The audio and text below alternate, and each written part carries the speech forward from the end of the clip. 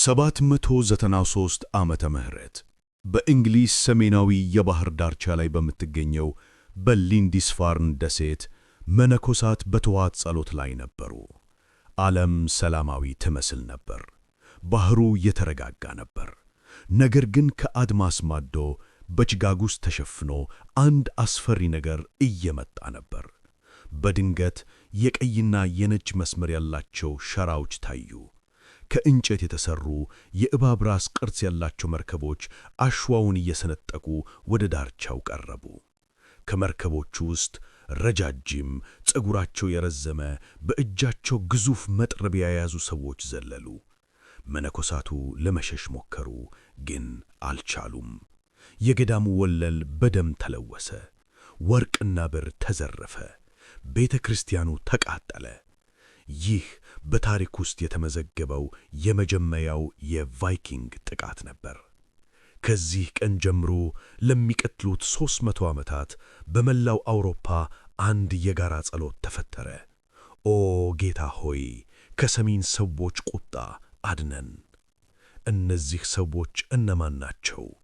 አውሮፓን ያንቀጠቀጡ፣ ሩሲያን የመሰረቱ እና ኮሎምበስ ከመወለዱ 500 ዓመታት በፊት አሜሪካን ያገኙ እነዚህ ተዋጊዎች ከየት መጡ?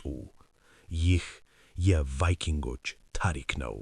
እንግዲያው ሙሉ ትኩረታችሁን ወደዚህ ታሪክ ከማድረጋችሁ በፊት ለአንድ አፍታ ቪዲዮውን ላይክና ሰብስክራይብ እናም ቪፒኤን በማብራት ቻናላችንን ይደግፉ። ነገር ግን ይህን የምታደርጉት እዚህ የምሠራውን ሥራ በእውነት ከወደዳችሁት ብቻ ነው። በተጨማሪም ከየትኛው የዓለም ክፍል የተከታተላችሁኝ እንደሆነና እናንተ ዘንድስ ስንት ሰዓት እንደሆነ በኮሜንት ላይ ንገሩኝ። ከመላው ዓለም እነማን ከእኛ ጋር እንደሚሆኑ ማየት ሁልጊዜም በጣም ደስ ይላል። የቫይኪንጎች መነሻ ስካንዲኔቪያ ተብሎ የሚጠራው የሰሜን አውሮፓ አካባቢ ነው። ይህ ቦታ የዛሬዎቹን ኖርዌይ፣ ስዊድን እና ዴንማርክ ሀገራትን ያካትታል። ስካንዲኔቪያ ለኑሮ አስቸጋሪ ቦታ ነበር። ክረምቱ ረጅምና ጨለማ ነው። በጋው አጭር ነው። መሬቱ በአብዛኛው ተራራማና በረዶ የበዛበት ስለሆነ ለግብርና አይመችም ነበር። ይህ አስቸጋሪ የተፈጥሮ ሁኔታ ቫይኪንጎችን ጠንካራና ለችግር የማይበገሩ አድርጎ ቀረጻቸው። ነገር ግን የቫይኪንጎችን ልብ ያጠነከረው ተፈጥሮ ብቻ ሳይሆን እምነታቸውም ነበር። እነሱ ክርስቲያኖች አልነበሩም። የሚያመልኩት የራሳቸውን የኖርስ አማልክት ኖርስ ጎድስ ነበር። ኦዲን የአማልክት ሁሉ አባት፣ አንድ ዓይን ብቻ ያለው፣ ሁለተኛውን ዓይኑን ለጥበብ ሲል የሰዋ የጦርነትና የጥበብ አምላክ። ቶር የነጎድጓድ አምላክ፣ በመዶሻው ሚዮልኒር ጠላቶቹን የሚቀጠቅጥ የሰው ልጆች ጠባቂ። ፍሬያ የፍቅርና የመራባት አምላክ። የቫይኪንጎች እምነት ከሌሎች ይለይ ነበር። እነሱ አንድ ወንድ በሰላም አልጋው ላይ ተኝቶ ከሞተ ወደ ሲኦል ሄል ይወርዳል ብለው ያምኑ ነበር። ነገር ግን አንድ ወንድ በጦር ሜዳ ላይ በጀግንነት እየተዋጋ ከሞተ ቫልኪሪ የተባሉ ሴት መላእክት ነፍሱን ይዘው ወደ ቫልሃላ ይወስዱታል።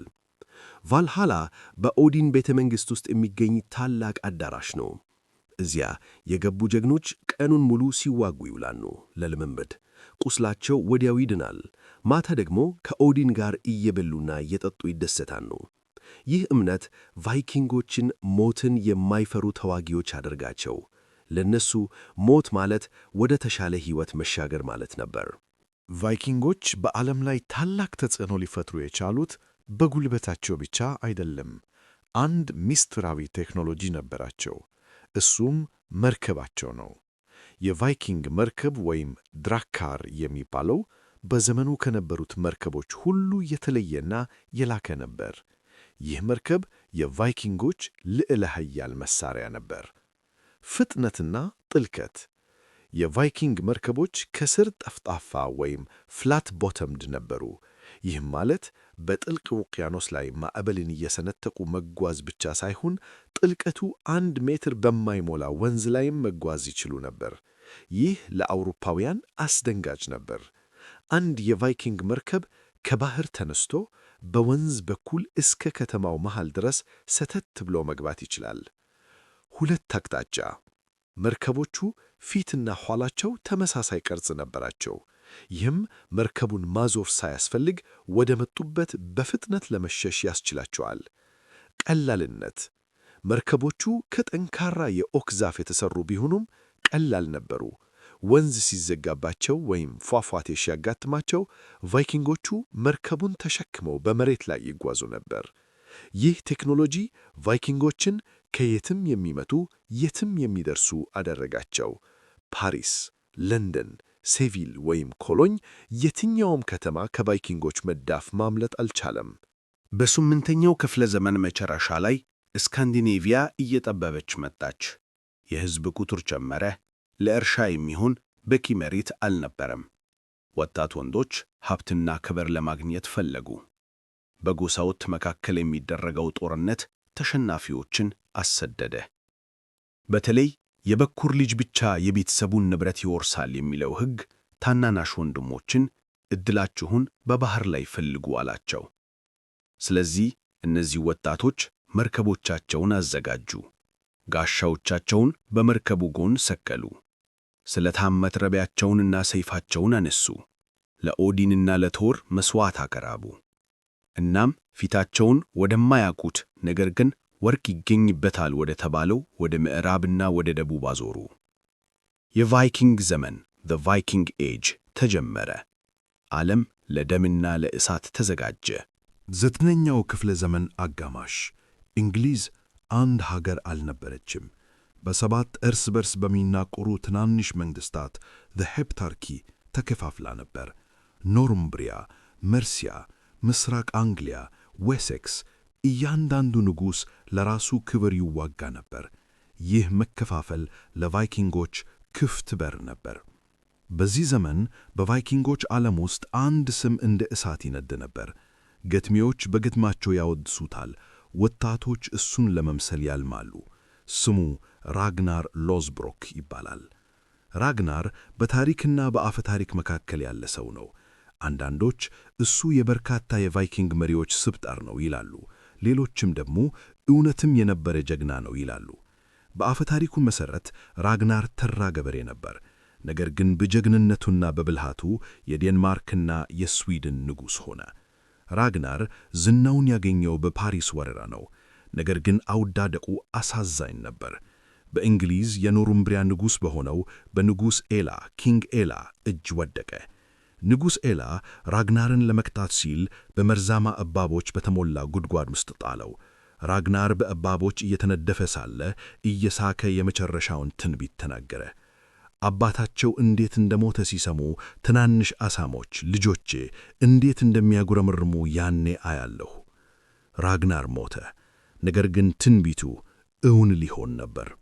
የራግናር ልጆች አይቫር ዘ ቦንለስ አጥንት የለሹ አይቫር፣ ቢዮርን አይረንሳይድ፣ ኡባ እና ሃልፍዳን የአባታቸውን አሟሟት ሲሰሙ የሰሜንን ሕዝብ በሙሉ ቀሰቀሱት። በ865 ዓመተ ምህረት እንግሊዞች ከዚህ በፊት አይተውት የማያውቁት ነገር ተከሰተ። እንደተለመደው 3 ወይም 4 መርከቦች አልመጡም። በመቶዎች የሚቆጠሩ መርከቦች በሺዎች የሚቆጠሩ ተዋጊዎችን ይዘው የምስራቅ አንግሊያን ባህር ዳርቻ ወረሩ። ይህ ጦር በእንግሊዝ ታሪክ ጸሐፊዎች ታላቁ የአረማውያን ጦር ተብሎ ተመዝግቧል። ዓላማቸው መዝረፍ አልነበረም።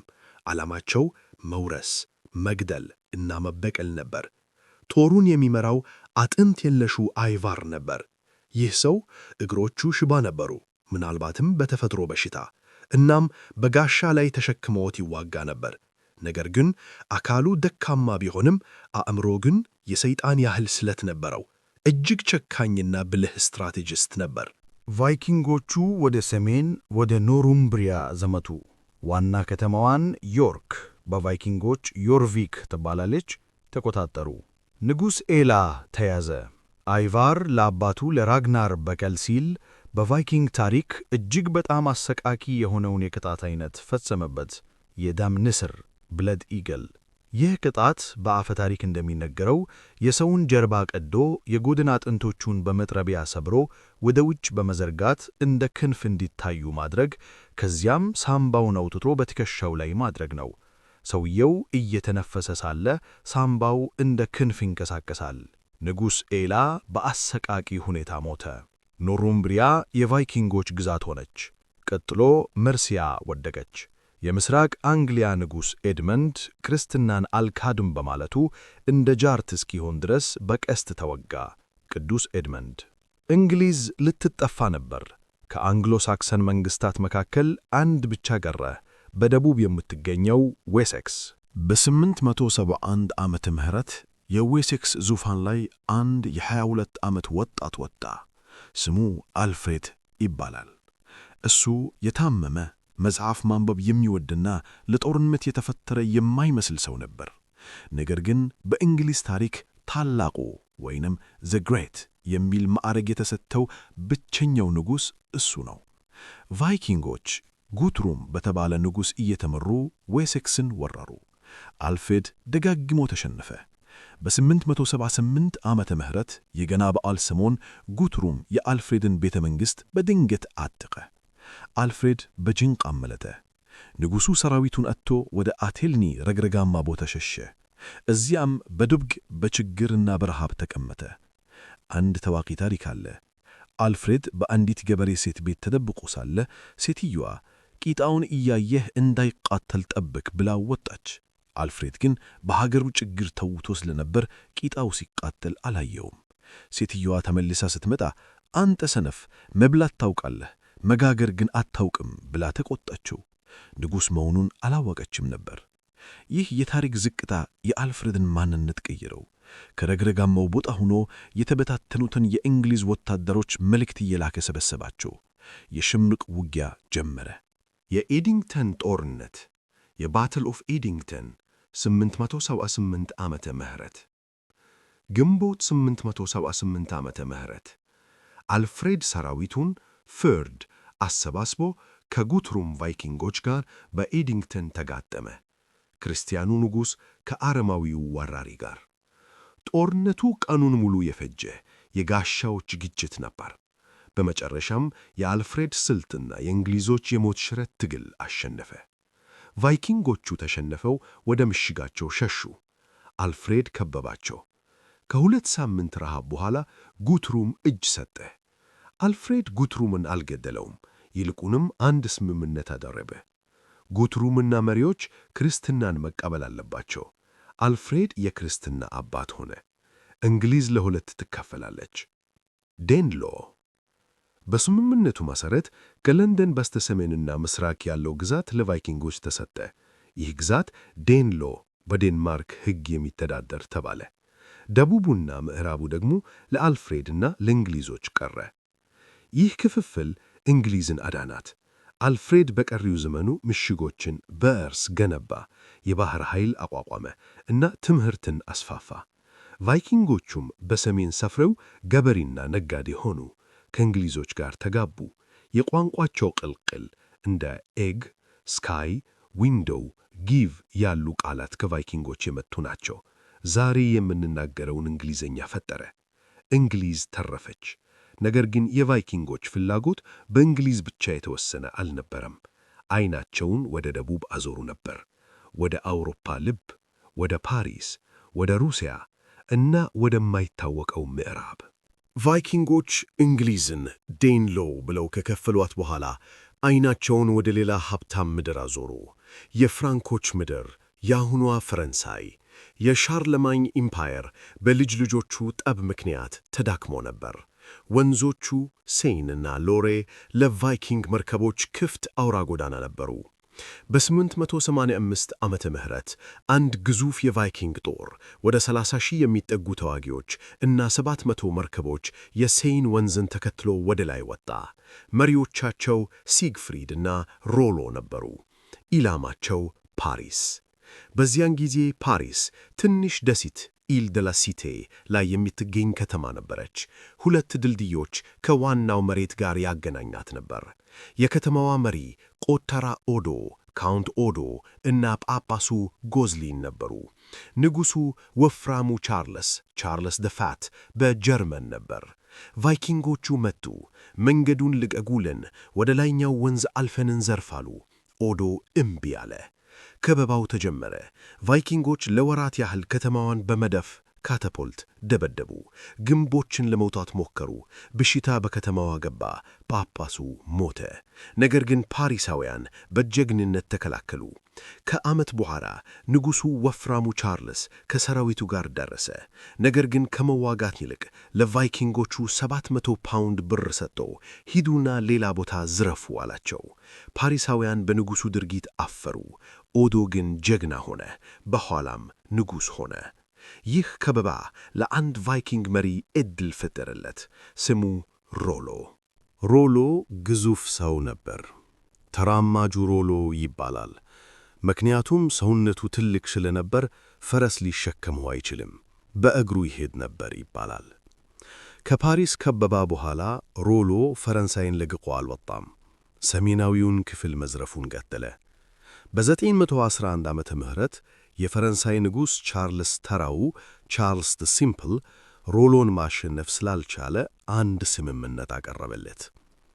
የሰሜኑን የባህር ዳርቻ መሬት እሰጥሃለሁ፣ አንተም የኔ ተገዢ ዲዩክ ትሆናለህ፣ ክርስትናን ትቀበላለህ፣ እናም ሌሎች ቫይኪንጎች ፓሪስን እንዳይወሩ ትጠብቃለህ። ሮሎ ተስማማ። የሰሜኑን መሬት ተቀበለ። ይህ መሬት የሰሜን ሰዎች ምድር ወይም ኖርማንዲ ተባለ። ሮሎ ቃሉን ጠበቀ። ክርስትናን ተቀበለ። ስሙን ሮበርት አለው። ፈረንሳይኛ መናገር ጀመረ። የፈረንሳይ ሴቶችን አገባ። በ100 ዓመት ውስጥ የሮሎ ዘሮች ቋንቋቸውንና እምነታቸውን ቀይረው፣ ነገር ግን የቫይኪንግ የጦርነት ወኔያቸውን ይዘው አዲስ ሕዝብ ፈጠሩ፣ ኖርማኖች። እነዚህ ኖርማኖች በ1066 ዓመተ ምህረት በሮሎ የልጅ ልጅ ልጅ በሆነው በዊልያም አሸናፊው መሪነት እንግሊዝን ወረሩ። የእንግሊዝን ታሪክ ለዘላለም ቀየሩ። ዛሬ የምናየው የእንግሊዝ ንጉሣዊ ቤተሰብ የቫይኪንጉ የሮሎ ዘር ነው። ቫይኪንጎች ወደ ምዕራብ እንግሊዝና ፈረንሳይ ብቻ አልሄዱም። የስዊድን ቫይኪንጎች ፊታቸውን ወደ ምስራቅ አዞሩ፣ ወደ ባልቲክ ባህር፣ ወደ ሩሲያና ዩክሬን ወንዞች። እነዚህ ቫይኪንጎች ሩስ ተብለው ይጠሩ ነበር። ትርጉሙ ቀዛፊዎች ማለት ሊሆን ይችላል። በጀልባዎቻቸው ወንዞችን ቮልጋና ዲኒፐርን እየቀዘፉ ከአካባቢው ስላቭ ሕዝቦች ጋር ይነግዱ ነበር። ባሪያ፣ ጸጉር እና ማር ይሸጣሉ። ከደቡብ ከባይዛንታይንና ከአረቦች ደግሞ ብርና ሐር ይገዛሉ። በ862 ዓመተ ምህረት በአፈ ታሪክ መሠረት በኖቭጎሮድ አካባቢ የሚኖሩ የስላቭ ጎሳዎች እርስ በርስ ከመዋጋት ስለሰለቸው ለቫይኪንጎቹ መልእክት ላኩ። መሬታችን ሰፊና ሀብታም ናት፣ ነገር ግን ሥርዓት የላትም። ኑና ግዙን፣ ንገሱብንም። 3 የቫይኪንግ ወንድማሞቾች መጡ። ታላቁ ሩሪክ ይባል ነበር። ሩሪክ በኖቭጎሮድ ንጉሥ ሆነ። የእሱ ተከታዮች ወደ ደቡብ ወርደው ኪየቭን ተቆጣጠሩ። የሩሪክ ዘሮች የኪየቫን ሩስ የሚለውን መንግሥትን መሠረቱ። ይህ መንግሥት የዛሬዎቹ ሩሲያ፣ ዩክሬን እና ቤላሩስን እናት ነው። ሩሲያ የሚለው ስም ከነዚህ ሩስ ቫይኪንጎች ነው። እነዚህ ሩስ ቫይኪንጎች ቁስጥንጥንያን ለማጥቃት ሞክረው ነበር። ነገር ግን በኋላ ከባይዛንታይን ጋር ንግድ ጀመሩ። የባይዛንታይን ንጉሠ ነገሥታት ጠባቂዎች ሆኑ። ቫራንጊያን ጋርድ ይባላሉ። እነዚህ ጠባቂዎች ግዙፍ መጥረቢያ ይዘው ንጉሡን ይጠብቁ ነበር። በኋላም የኦርቶዶክስ ክርስትናን ከባይዛንታይን ተቀበሉ። ቫይኪንጎች በምዕራብ እንግሊዝንና ፈረንሳይን ሲቀርጹ፣ በምስራቅ ደግሞ የሩሲያን መሠረት ጣሉ። ነገር ግን ቫይኪንጎቹ ትልቁና የማይታመን ጀብዱ ገና አልመጣም ነበር። ወደማይታወቀው ምዕራብ፣ ወደ አትላንቲክ ውቅያኖስ ጥለት፣ ኮሎምበስ ከመወለዱ 500 ዓመታት በፊት ቫይኪንጎች አውሮፓን በወረራ ሲያተራምሱ፣ አንዳንድ ጀብደኛ መርከበኞች ግን የተለየ ሕልም ነበራቸው። እነሱ ወርቅን አልፈለጉም። እነሱ የሚፈልጉት ነፃነትንና ማንም ሰው ያልረገጠውን አዲስ መሬት ነበር። ፊታቸውን ወደ አስፈሪው የአትላንቲክ ውቅያኖስ አዞሩ። በዚያን ጊዜ ከባሕሩ ማዶ የዓለም ጫፍ አለ፣ መርከቦች ይወደቃሉ ተብሎ ይታመን ነበር። ነገር ግን ቫይኪንጎች አልፈሩም። በዘጠነኛው ክፍለ ዘመን አጋማሽ ፍሎኪ ዊልጌርዳርሰን የተባለ አሳሽ ቤተሰቡንና ንብረቱን በመርከብ ጭኖ ወደ ሰሜን ምዕራብ ተጓዘ። መንገድ እንዳይጠፋው 3 ቁራዎች ይዞ ነበር። የመጀመሪያውን ቁራ ሲለቀው ወደ ኋላ ተመለሰ። ሁለተኛው ወደ ላይ ወጥቶ ተመለሰ። ሦስተኛው ግን ወደፊት በረረ። ፍሎኪ ቁራውን ተከተለ። ከብዙ ሳምንታት ጉዞ በኋላ ተራራማና በበረዶ የለበሰችን ምድር አገኘ። በክረምቱ ከብቶቹ አለቁበት። ተስፋ ቆርጦ ተራራ ላይ ወጥቶ ሲመለከት ባህሩ በበረዶ ተሸፍኖ አየ። ስለዚህ ቦታውን አይስላንድ የበረዶ ምድር ብሎ ሰየመው። ነገር ግን ከሱ በኋላ ሌሎች መጡ።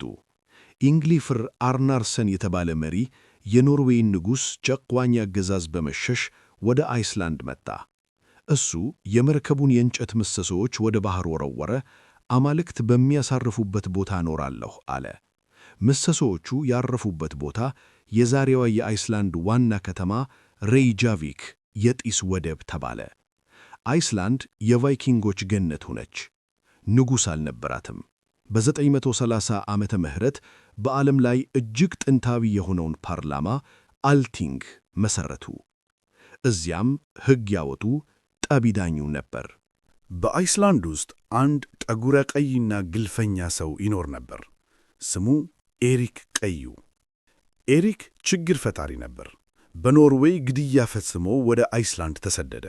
በአይስላንድም ጎረቤቱን ገድሎ ከሀገር ተባረረ።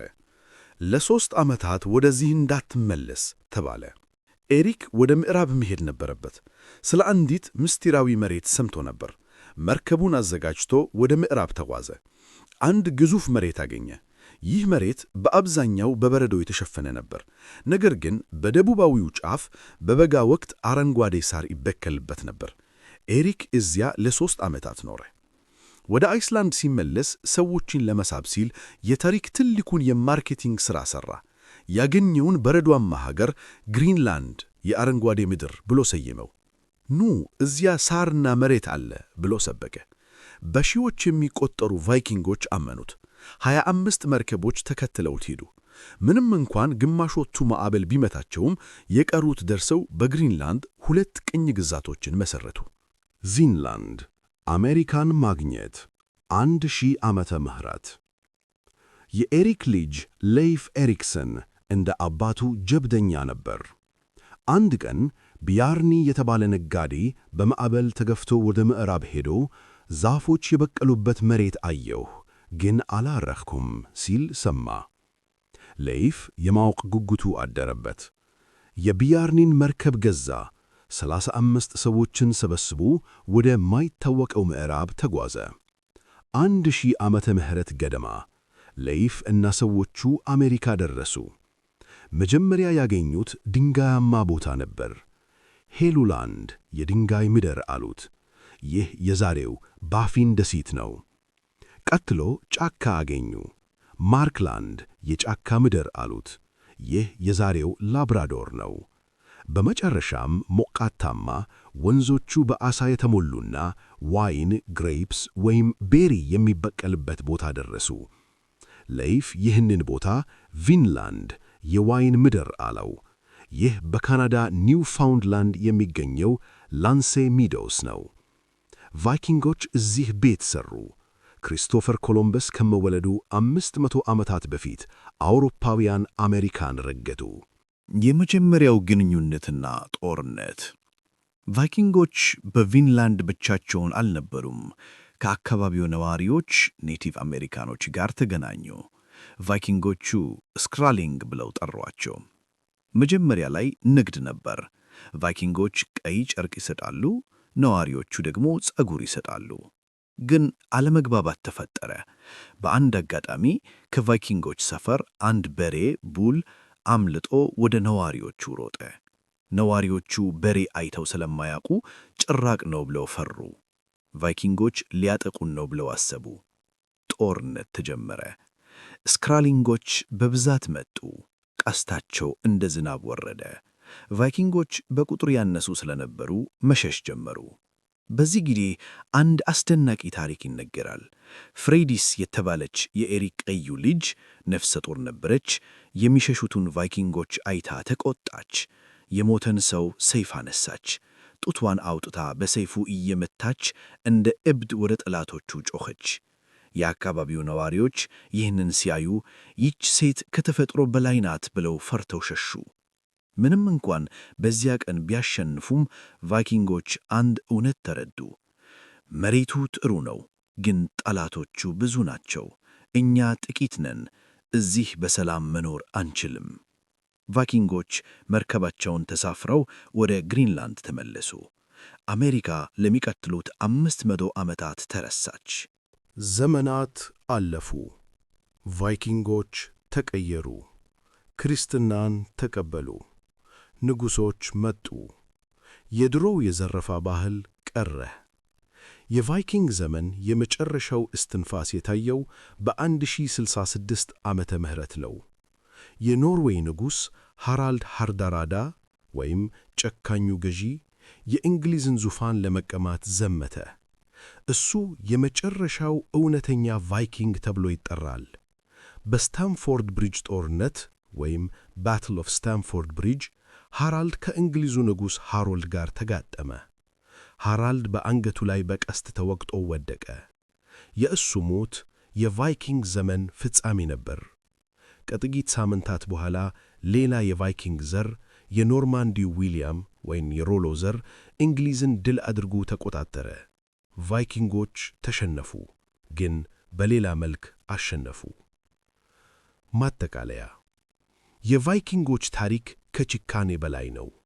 እነሱ አውሮፓን አቀላቀሉ፣ ሩሲያን መሰሩ፣ ለእንግሊዝ ስም ሰጡ። መርከቦቻቸው ውቅያኖስን አሸነፉ፣ አሜሪካን አገኙ፣ የንግድ መስመሮችን ከባግዳድ እስከ ግሪንላንድ ዘረጉ። ዛሬ የምንጠቀምባቸው ቃላት እንደ ተርስዴይ ወይም ቶርዝዴይ የምናየው የብሪታንያና የሩሲያ ታሪክ እና የጀብድነት መንፈስ የእነዚህ የሰሜን ሰዎች ውርስ ነው። ከሊንዲስፋርን ደም እስከ ቪንላንድ ወይን የቫይኪንጎች ታሪክ የሰው ልጅ ድንበርን ለመግፋት ያለውን ፍላጎት የሚያሳይ ዘላለማዊ ምስክር ነው።